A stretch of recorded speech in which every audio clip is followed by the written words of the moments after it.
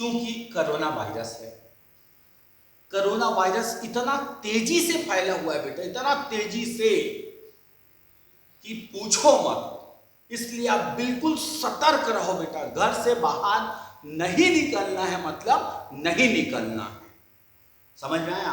और उसके बाद बार बार अपने को हाथ धोते रहना है, सैनिटाइजर यूज करना है, ठीक है।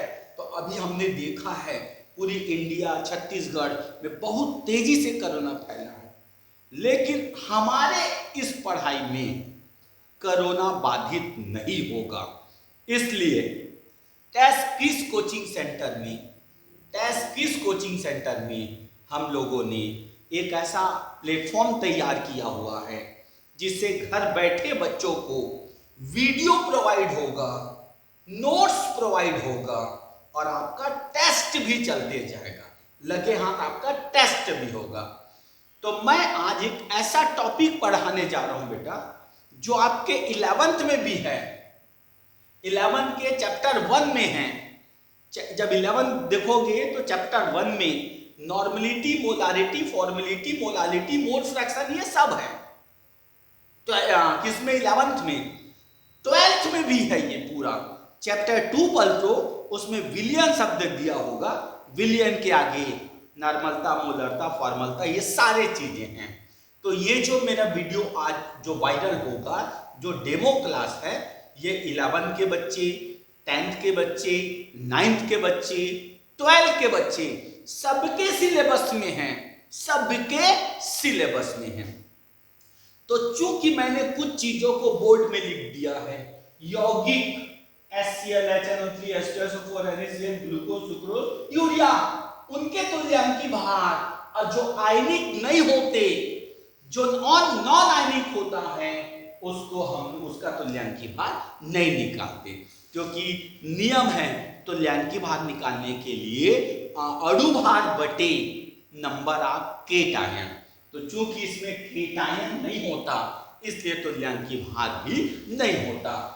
अब इनके अणु भार 11 के बच्चों को मैं समझा चुका हूं, अणु भार कैसे निकाला जाता है। क्लियर बेटा? तो आपको मैं यहां पे 12 के बच्चों के लिए ये प्राय याद रखे रहना, में भी इसी को ही पूछते हैं, glucose, urea, sucrose, NaCl, H2SO4, nitric acid, ये सब है। इसलिए वो बनाने भी आना चाहिए, प्लस एक रटा रहना चाहिए, वो भी बहुत जरूरी है बेटा। तो मेरा आज का पहला टॉपिक मैं ले रहा हूं नॉर्मलिटी। हो गया? नॉर्मलिटी, हिंदी में इसको बोलते हैं नॉर्मलता, ठीक है। तो एक्चुअल में हम लोग क्या बोलते हैं मालूम? सुनना, जैसे हम लोग जैसे कि किसी के यहाँ मान लो पानी वानी पीने नहीं जाते हैं बेटा हम लोग, तो बोलते हैं सर शक्कर मेरे में 2 चम्मच डाल दो, शक्कर मेरे में 1 चम्मच डाल दो, शक्कर मेरे में 4 चम्मच डाल दो। तो एक्चुअल में उस अमाउंट पे नॉर्मलिटी, मोलारिटी, फॉर्मेलिटी डिपेंड करता है। अगर 1 लीटर विलियन में, देखो विलियन मतलब विले और विलायक, पानी विलायक है, नमक शक्कर जो घोर है वो विले है, ये याद रखो। पानी विलायक है, नमक शक्कर घोर है वो विले है। तो बहुत आसान, 1 लीटर विलियन में, 1 लीटर विलियन में विले पदार्थों का ग्राम तुल्यांक घुला हो। देखो आपको मैं बता रहा हूं ना, नॉर्मलता सुनते जाना, इसका परिभाषा नॉर्मलता, 1 लीटर विलियन में, 1 लीटर का जो विलियन बना हुआ है, उस विलियन में अगर विले का तुल्यांकी भार, ग्राम तुल्यांक या ग्राम तुल्यांक बोल दो, घुला हो, तो नॉर्मलता। बहुत इजी, 3 परिभाषा मैं आपको रटा दूंगा। फिर मोलारता, अभी मैं पूरी डिटेल जाऊंगा, अभी मैं आपको एक शॉर्टकट बता रहा हूं। 1 लीटर ये भी, लेकिन अगर विले के मोलों की संख्या घुला हो तो मोलारता। फिर फॉर्मलता ये भी 1 लीटर है सर, लेकिन ग्राम सूत्र भार घुला हो तो फॉर्मलता। 3 ठो परिभाषा आपके जेब के अंदर। कैसे सर बताइए? बड़ा इजी, बस आप याद रखना, आप अपनी बुद्धि में बैठा लो। नॉर्मलता मतलब ग्राम तुल्यांक भार, मोलरता मतलब मोलों की संख्या, फॉर्मलता मतलब ग्राम सूत्र भार। बस ये बस पढ़ो, रास्ता चलते आप आंसर दोगे। नॉर्मलता का परिभाषा पूछे हम बताते हैं सर, किसी 1 लीटर विलियन में उपस्थित विलेय पदार्थों के ग्राम तुल्यांकों की संख्या को विलियन का नॉर्मलता कहते हैं। बड़ा सरल। मोलरता का परिभाषा बताइए सर, किसी 1 लीटर विलियन में उपस्थित विलेय पदार्थों के कुल मोलों की संख्या उसकी मोलरता कहलाती है। फॉर्मलता का सूत्र बताइए, परिभाषा बताइए सर, किसी 1 लीटर विलियन में घुले हुए विलेय पदार्थों के ग्राम सूत्र भार। तो कुछ नहीं बेटा, बहुत इजी है। जैसे मैंने एग्जांपल आपको नहीं बताया, कोई 1 चम्मच ले रहा है, कोई 2 चम्मच ले रहा है, कोई 4 चम्मच, उसी तरह नॉर्मलता में ग्राम सूत्र भार को बोलते हैं। जैसे मैंने 1 चम्मच बोला तो नॉर्मलता बन गया, 2 चम्मच बोला तो मोलरता बन गया, 3 चम्मच बोला तो फॉर्मलता बन गया। तो 1 चम्मच मतलब ग्राम तुल्यांक, 2 चम्मच मतलब मोलों की संख्या, 3 चम्मच मतलब ग्राम सूत्र भार। तो एक आदमी नॉर्मलता पी रहा है, दूसरा आदमी मोलरता और तीसरा आदमी फॉर्मलता। ठीक, तो मेरे ख्याल से मेरी इस पढ़ाई में 3 परिभाषा आपके जेब के अंदर। क्या है सर बताइए नॉर्मलता का परिभाषा? बस बुद्धि में लेना, ग्राम सूत्र भार। किसका? घुलने वाले का, विलेय का। तो उत्तर आ गया, किसी 1 लीटर विलियन में उपस्थित विलेय पदार्थों के ग्राम सूत्र भार को उस विलियन का नॉर्मलता कहते हैं। और नॉर्मलता का पहचान कैपिटल एन। सर पूछिए मोलरता का परिभाषा, किसी 1 लीटर विलियन में उपस्थित विलेय पदार्थों के कुल मोलों की संख्या को उस विलियन का मोलरता कहते हैं। इसको कैपिटल एन के द्वारा प्रदर्शित किया जाता है। पूछिए सर तीसरा परिभाषा, फॉर्मलता, किसी 1 लीटर विलियन में उपस्थित विलेय पदार्थों के ग्राम सूत्र भार को फॉर्मलता कहते हैं। फिर मोलरता, मोलरता, ये मोलरता है, मोलरता, और ये मोलरता है। हो गया, ये लता है आखिरी में प्रोनाउंसिएशन में, मोलरता, हाँ मोलरता, मोलरता हो गया। इसमें मोलरता, तो दोनों में अंतर है बेटा। दिस इज ए नॉर्मलिटी, ये है नॉर्मलिटी, ये है मोलारिटी, मोलारिटी, ये है फॉर्मेलिटी, ये है फॉर्मेलिटी, और ये है मोलालिटी, मोलालिटी, ये इंग्लिश वर्ड। हाँ, ये तीनों से अलग है। 1000 ग्राम मतलब बाकी लोग गन्ना का रस पी रहे हैं, मतलब द्रव अवस्था का विलियन पी रहे हैं, लेकिन ये ठोस अवस्था का विलियन है। हो गया। मैंने बोला लाया पनीर खाता हूं आज, तो जब पनीर खाऊंगा तो ठोस है वो, तो वो होगा क्या? मोलरता, क्योंकि ग्राम शब्द आया है। और 1 लीटर को ग्राम में बदलोगे, 1 लीटर मतलब 1000 मिलीलीटर, मतलब 1000 ग्राम। तो बस हो गया सर उत्तर। सारी चीज उत्तर इसी में है। इसको एफ से दर्शाते हैं, इसको स्मॉल एम से दर्शाते हैं। क्लियर बेटा? अब लास्ट वाला का आप एक बार आंसर बता दीजिए सर। किसी 1 लीटर विलियन में उपस्थित विलेय पदार्थों के, किसी 1000 ग्राम विलायक, किसी 1000 ग्राम विलायक में उपस्थित विलेय पदार्थों के कुल मोलों की संख्या को कहते हैं फॉर्मलता। तो ये मेरा अभी तक केवल टाइटल था बेटा, केवल टाइटल। अभी तो मैं आपको पूरी पिक्चर दिखाऊंगा। ये भी टाइटल, इसकी सारी न्यूमेरिकल, JEE, नीट, IIT सारे चीज पढ़ाऊंगा मैं आप लोगों को। समझ में आया? अब देखते जाओ सर। नॉर्मलता का परिभाषा, बस ग्राम तुल्यांक याद करो। किसी 1 लीटर विलियन में उपस्थित विलेय पदार्थों की ग्राम तुल्यांकों की संख्या को विलियन की नॉर्मलता कहते हैं। मोलरता का परिभाषा 3 ठो रस वाला है, चौथा ठोस वाला है, याद रखना।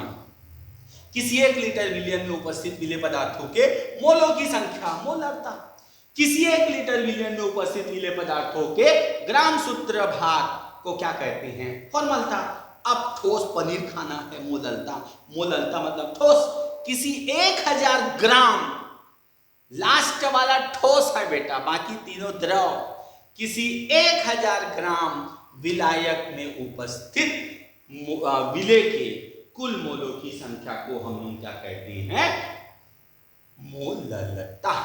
राइट बेटा, तो ये मैंने अभी टाइटल दिया है और उसके बाद मैं आप लोग को काफी एकदम डिटेल में मैं पढ़ाने जाऊंगा। मैं आपको डिटेल एकदम पढ़ाऊंगा, आप देखते चले जाना। अब मैं नॉर्मलता को पूरी डिटेल ले रहा हूं, तो मैंने बोला सुनना, 1 लीटर में उपस्थित विलेय हो गया, विलेय पदार्थ के ग्राम तुल्यांक को हो गया विलियन का फॉर्मलता कहते हैं, सॉरी विलियन का नॉर्मलता कहते हैं। ये था आपका परिभाषा। फिर सूत्र लिखना, नॉर्मलता बराबर, यहाँ पे सूत्र लिखना, नॉर्मलता बराबर विलेय का भार बटे विलेय का तुल्यांकी भार गुणित आयतन, बट वो लीटर में होना चाहिए। आयतन जो है वो लीटर में होना चाहिए। देखना बेटा, तुम लोगों को मैं एक ट्रिक्स सिखाने वाला हूं, एक tricks 11, 12 plus competition, JEE NEET IIT, ये सारे चीज आप 11, 12 में क्रॉस करोगे। अब क्वेश्चन दिया, सुनते जाना। मैं यहाँ पे एक चीज और जोड़ दे रहा हूँ, NaOH है ना, तो इसका 40 होता है, इसका 40 होता है, वो बना के दिखा दूंगा। पेपर में दिया 4 ग्राम NaOH 1 लीटर में घुला है, तो उसका नॉर्मलता क्या होगा। तो आप कभी भी लिखोगे तो पहले इस सूत्र को लिखना, ये सूत्र को। तो विलेय का भार हमको पक्का क्वेश्चन पेपर में दिया रहेगा। मैंने 4 दिया, फिर मैंने NaOH किया, चलो गुणित 1, तो 4। Na का परमाणु द्रव्यमान 23 सिखाया हूं मैं अपने 11वीं बच्चों को, 23, और ये 16 धन 1, कुल मिला के 40 ही होता है। 1 तो 4/40 गुणित 1, 4 एकम 4 दाम, 1/10, 0.1 आंसर में n।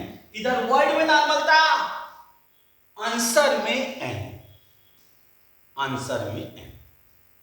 राइट बेटा, चेक। और एक बात बताइए सर, ठीक है, एक बात और बताइए गुरुजी। तो फिर मेरी बात सुनिए बेटा, सुनना ध्यान से। पेपर में दिया 6.3 ग्राम, 6.3 ग्राम HNO3 2 लीटर में घुला होता है, 2 लीटर में। तो नॉर्मलता क्या होगा, पहले आप उसका सूत्र लिखना। सूत्र ऊपर में लिखा हुआ है, विलेय की भार जगह 6.3, तुल्यांकी भार, चलो मैं सिखा रहा हूं बच्चों को, HNO3 इंटू 2, 6.3, इसका 1, इसका 14 और इसका 16 होता है, 16 3 48, 48 इंटू 2, तो 63/63, 2 पॉइंट हटा के 0, 1/20, तो ये हो जाएगा 0.0, फिर 0 0 20 पंचे, आंसर ये। मैं अभी आप लोगों को IIT तक का पढ़ाऊंगा, ये मेरा वादा है नामदेव सर का। ये मेरा सेक्शन 1 फार्मूला था। अब मैं सेक्शन 2 फार्मूला आ रहा हूं, सेक्शन 2 फार्मूला। तो सेक्शन 2 फार्मूला में ये अगर मिलीलीटर में दिया होगा, मिलीलीटर में, तो ऊपर 1000 का गुणा कर देना, क्योंकि आपको पता है मिलीलीटर को लीटर में बदलना रहता है। तो क्या होता है, मिलीलीटर को लीटर में बदलना होता है, हो गया, किसी चीज का मिलीलीटर को लीटर में बदलना होता है, तो अपन ऊपर में 1000 का गुणा कर देते हैं। राइट बेटा, चेक। अब पेपर में दिया, ध्यान से सुनना, जैसे मान लो अपने को दिया 50 मिलीलीटर, 50 मिलीलीटर, तो अपन इसको लीटर में बदलेंगे तो कैसे लिखते हैं, 50/1000। तभी तो मैं 50 को 1000 को यहाँ रखूंगा, यहाँ पे मैं रखूंगा इसको, तो 1000 ऊपर चल जाएगा, 50 नीचे आएगा। ठीक, पेपर में दिया, सुनते जाना, 2 मिलीलीटर NaOH, सॉरी 4 ग्राम NaOH 500 मिलीलीटर में घुला है, तो नॉर्मलता क्या होगा। तो बेटा अब इस फार्मूला का यूज करना, इस फार्मूला का। तब आंसर नॉर्मलता बराबर 4 ये दिया है गुणित 1000 बट्टे 40 गुणित 500, 500 एकम 500 दूनी 4 दूनी 8, 40 8 पंचे 40 0.2 आंसर। जब मिलीलीटर में दिया हो तो ऊपर 1000 का गुणा कर देना, जब मिलीलीटर में दिया हो तो ऊपर आप 1000 में गुणा कर देना। ये हमारा था फार्मूला नंबर 2। और बता दीजिए सर, क्योंकि बच्चे देखते हैं कि प्राय 2-3 क्वेश्चन हो जाता तो मजा आता है सर। फिर हमको दिया मान लो 49 ग्राम H2SO4 100 मिलीलीटर में घुला है तो उसका नॉर्मलता, फार्मूला सुनो बेटा, 49 अपॉन H2SO4 को ऐसा गिनते हैं 2, यहाँ पे 32, 16 चौक 64, ये उसका परमाणु द्रव्यमान का योग है तो 98 आता है। तो हाँ नॉर्मलता में ले रहे हैं ना, तो ये हमने देखा हुआ है तो 98 आता है बेटा। लेकिन नंबर ऑफ केटायन 2 है, नंबर ऑफ इसमें केटायन की संख्या 2 है, नंबर ऑफ केटायन 2 ठो है तो 2 से डिवाइड किया हूं तो 49, मतलब उनका जो पहले वाला मैंने बताया जिसमें केटायन बराबर है, जिसमें केटायन बराबर है उसकी तुल्यांकी भार और अणु भार बराबर होती है। जैसे मैंने आपको NaOH सिखाया था, HNO3 सिखाया था, NaOH में +1, HNO3 में भी +1, मतलब वही उसकी तुल्यांकी भार और वही उसकी अणु भार। तो यहां इसका अणु भार 49 इंटू 1000 अपॉन कितना मिलीलीटर बोलो 100, ठीक है। ये दोनों कट गया, ये कटा 10, आंसर 10 है। ओके बेटा, ठीक है। तो ये था मेरा नॉर्मल था, ठीक है। अभी नहीं बहुत पढ़ाऊंगा, टेंशन भी मत आओ, अभी बहुत पढ़ाने वाला हूं। अब मेरा तीसरा